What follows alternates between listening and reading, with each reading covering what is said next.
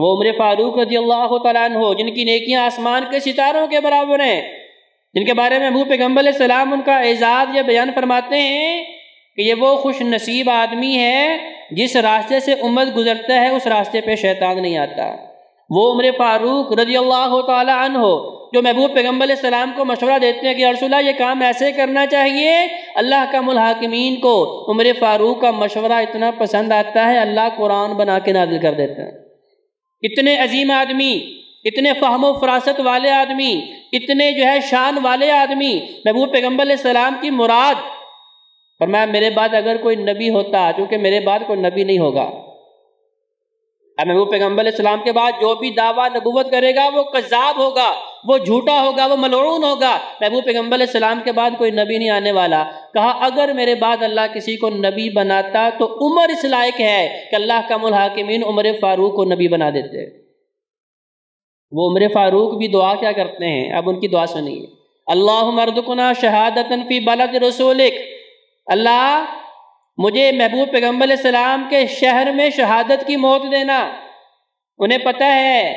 چونکہ جو آخری عمل جس کے اوپر انسان کی موت ہونی ہے، حشر کے میدان میں انسان اسی عمل کے اوپر اٹھایا جائے گا۔ اب شہید اللہ کے دربار میں حاضر ہوگا، جسم سے خون بہہ رہا ہوگا، زخم سارے لوگوں کے سامنے دکھائے جائیں گے، اللہ پوچھیں گے بندے یہ تجھے تکلیف کیوں پہنچی؟ اب وہ بندہ کہے گا اللہ تیری رضا کے لیے تو میں نے تکلیف برداشت کرنے کی انتہا کر دی، اپنی جان تک اللہ تیری راہ میں قربان کر دی۔ تو محبوب پیغمبر علیہ السلام کے صحابی دعا کیا کرتے ہیں، اللہم ارزقنا شہادۃ فی بلد رسولک، اللہ مجھے محبوب پیغمبر کے شہر میں شہادت کی موت نصیب فرمانا۔ تو صحابہ تعجب کرتے ہیں عمر کیسی دعا کر رہے ہیں، لیکن عمر فاروق کا اللہ کے اوپر بھروسہ دیکھیں اور یہ یقین دیکھیں کہ میرا اللہ دعائیں کیسے قبول کرتا ہے۔ صحابہ کہہ رہے ہیں عمر فاروق 22 لاکھ مربع میل پہ آپ کی حکومت ہے، اس وقت کی سپر پاور طاقتیں کیسر و کسرا وہ آپ کا نام سن کے تھر تھر کانپتی ہیں، عمر کا نام سنتے ہی ان کا پتا پانی ہو جاتا ہے، کسی کی ضرورت نہیں ہے کہ بارڈر کے اوپر بھی وہ حملہ آور ہو سکے، آپ مدینہ الرسول میں ہیں، 22 لاکھ مربع میل تک اسلامی حکومت ہے، آپ مدینہ الرسول میں ہیں، یہاں شہادت کی التجا اللہ کے حضور کر رہے ہیں، یہ کیسے ممکن ہے؟ کہا بھائیو میرا کام تو اس کے حضور دعا کرنا ہے، اسباب پیدا تو اس نے کرنے ہیں۔ اللہ کا الحاکمین نے دعا کیسی سنی کہ پھر اللہ کا الحاکمین نے شہر بھی نبی کا دیا، مسجد بھی نبی کی دی اور مصلی بھی نبی کا، جس کے اوپر عمر فاروق رضی اللہ تعالیٰ عنہ کو شہید کیا گیا۔ تو دعا کریں اس یقین کے ساتھ کہ اللہ میری دعا کو ضرور قبول کرے گا۔ ہم جب دعا کر رہے ہوتے ہیں تو اپنے ذوق کے مطابق سوچ رہے ہوتے ہیں میں کمزور سا بندہ ہوں، میرے پاس اسباب نہیں ہے، میرے پاس ذرائع نہیں ہے، تو لہٰذا میں کام کر سکتا ہوں کہ نہیں کر سکتا۔ بھائیو میں اپنی عقل کے مطابق سوچ رہا ہوں اپنے بارے میں کہ میں کر سکتا ہوں کہ نہیں کر سکتا، میرا خالق و مالک تو سب کچھ کر سکتا ہے، وہ تو سارے اسباب اس کے، سارے اختیارات اس کے، سارے تصرفات اس کے، وہ تو بغیر اسباب کے کن کہہ دے ساری کائنات بننے کے لیے تیار ہے، تو میرے اللہ کے لیے تو کوئی مشکل نہیں ہے۔ تو لہذا موتوں میں سے سب سے بہترین موت جو عمر فاروق بھی دعا کیا کرتے تھے، ہمیں بھی یہ اللہ کے حضور دعا کرنی چاہیے، اللہ ہمیں بھی مدینہ الرسول میں شہادت کی موت دینا، کیونکہ قبول تو اللہ نے کرنی ہے۔ تو صحابی بتاتے ہیں کہ میں نے دیکھا وہ 2 صحابہ جنہوں نے اکٹھے اسلام قبول کیا تھا، ان میں سے ایک وہ خوش نصیب ہیں جنہیں شہادت کی موت ملی ہے، بہترین موت ملی، اللہ کی راہ میں جان قربان کر دی۔ دوسرے صحابی جو ان کے بعد 1 سال تک زندہ رہے، پورا 1 سال زندہ رہے، زندہ رہنے کے بعد انہیں تبھی موت آتی ہے، اللہ کو پیارے ہو جاتے ہیں، لیکن فرماتے ہیں میں نے خواب میں دیکھا کہ یہ بعد میں فوت ہونے والے صحابی شہید کے مقابلے میں جنت میں پہلے داخل ہو رہے ہیں۔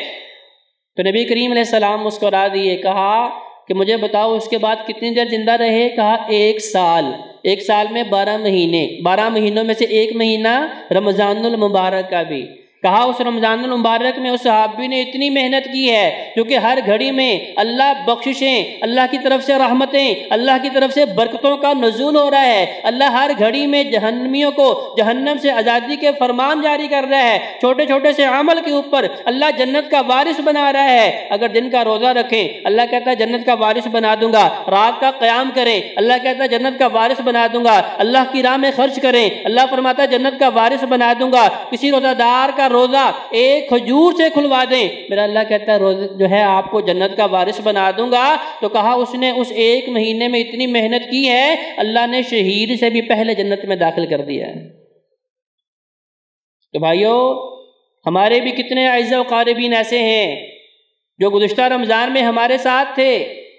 انہیں یہ سعادت ملی تھی، انہیں یہ بابرکت مہینہ ملا تھا، انہوں نے بھی یقیناً اس سے فائدہ اٹھایا ہوگا، لیکن آج وہ ہم میں نہیں ہیں۔ اگر یہ ماہ مقدس ہمیں ملا ہے، مجھے اور آپ کو ملا ہے، تو پھر اسے ضائع نہ کریں، اس کا ہر لمحہ قیمتی جانیں، اس کی ہر گھڑی میں کوشش کریں۔ یہ نہیں کہ بس فرض نماز پڑھ لی، اب گھر میں بیٹھ کے سارا دن جو ہے موبائل کے اوپر وقت ضائع کر دیں، ٹی وی لگا کے جو ہے آپ ڈرامے فلمیں دیکھتے رہیں، جیسے PSL چل رہا ہے آپ میچز دیکھتے رہیں، یا دوستوں کے ساتھ گپے لگاتے رہیں، فون کے اوپر گھنٹے گھنٹے باتیں کرتے رہیں۔ کیا جی، میں نے روزہ بھی رکھا ہے، فرض نماز بھی پڑھ لی ہے، لہذا اب وقت ضائع کریں؟ بھائیو نہیں، اس کا ہر لمحہ جو ہے وہ بڑا قیمتی ہے۔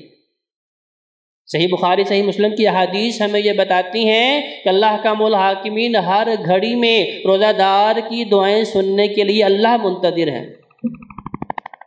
بالخصوص جب روزہ دار افطاری کے وقت میں، جب بھوک پیاس کی انتہا ہو چکی ہوتی ہے،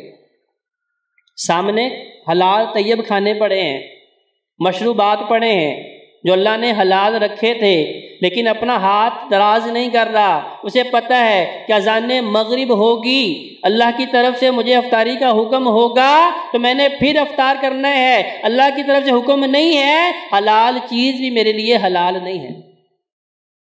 اللہ کا الحاکمین بھائیو، یہ مہینہ میری اور آپ کی پریکٹس کا مہینہ رکھا ہے،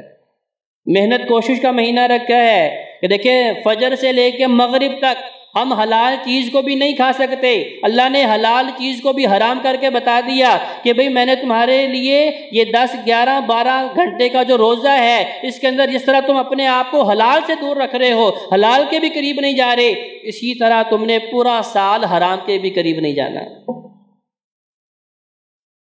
آج کہتے ہیں لوگ نہیں جی اس سے بچنا مشکل ہے، اس سے بچ نہیں سکتے، یہ ناممکن ہے، چونکہ پورے کا پورا سسٹم خراب ہو چکا ہے، پورے کا پورا نظام خراب ہو چکا ہے۔ تو بھائیو، نظام ہم نے خراب کیا ہے، درست بھی ہم نہیں کرنا ہے، اس کے بگاڑ کا شکار ہم خود ہیں۔ ہمیں کوئی بزور بازو نہیں کہتا کہ جھوٹ بولو، کوئی ڈنڈے کے زور پہ نہیں کہتا بددیانتی کرو، ڈنڈے کے زور پہ نہیں کہتا فحاشی و عریانی دیکھو، بلکہ گناہ کرتے وقت ہم لوگوں کے سامنے نہیں کرتے، اس وقت تنہائی تلاش کرتے ہیں، خلوت تلاش کرتے ہیں، گوشہ نشینی دیکھتے ہیں، جہاں ہمیں لوگوں کی آنکھ نہ دیکھے وہاں بیٹھ کے برائی کر رہے ہوتے ہیں۔ اس کا مطلب یہ ہے کہ یہ صرف بہانہ ہے کہ بھئی یہ اس کام کے اوپر چلنا میرے لیے مشکل ہے۔ بھائیو، ہمیشہ سچ بولنا محبوب پیغمبر علیہ السلام کی سنت ہے، اور سب سے بڑی خوبی محبوب پیغمبر علیہ السلام کی یہی ہے۔ تو قرآن مجید میں اللہ کا الحاکمین نے کیا ارشاد فرمایا؟ یا ایھا الذین آمنوا کتب علیکم الصیام کما کتب علی الذین من قبلکم لعلکم تتقون۔ اللہ کا الحاکمین نے 3 چیزوں کا ذکر فرمایا۔ پہلی چیز فرمایا ایمان والو تمہارے اوپر روزے فرض کیے ہیں، جس طرح روزہ فرض، جس طرح نماز فرض ہے اسی طرح روزہ بھی فرض ہے۔ آگے اللہ نے پھر یہ بھی بتایا اسے اگلی آیت میں ایام معدودات، پریشان ہونے کی ضرورت نہیں، پورا سال روزے نہیں رکھنے، مرتے دم تک مسلسل نہیں رکھنے، ایام معدودات، میں چند گنتی کے دن ہیں جن کے اندر آپ نے جو ہے فاقہ کشی جو ہے وہ اختیار کرنی۔ فجر سے لے کے مغرب تک اللہ نے حلال چیزوں کو بھی حرام کیا ہے، کہا ان کے بھی قریب نہیں جانا، نہ کھانا ہے نہ پینا ہے نہ ازدواجی تعلق قائم کرنا ہے، اور اپنے نگاہوں کی حفاظت کرنی ہے۔ بھائیو، روزہ کیا ہے؟ ہم نے یہ سمجھ لیا ہے کہ روزہ شاید صرف بھوکے رہنے کا نام ہے، صرف معدے کا روزہ ہے، اور بھائیو آنکھوں کا بھی روزہ ہے، کانوں کا بھی روزہ ہے، زبان کا بھی روزہ ہے، دل دماغ کا بھی روزہ ہے۔ اس کا مطلب کیا ہے کہ میں نے ہر برائی کے قریب جانے سے اپنی نگاہوں کو روکنا ہے، اپنی سماعتوں کو روکنا ہے، اپنی زبان کو کنٹرول میں لانا ہے، اپنے دل و دماغ کے اندر جو برے وسوسے پیدا ہوتے ہیں میں نے ان سے اپنے آپ کو بچانے کی کوشش کرنی ہے۔ اس کا نام روزہ ہے۔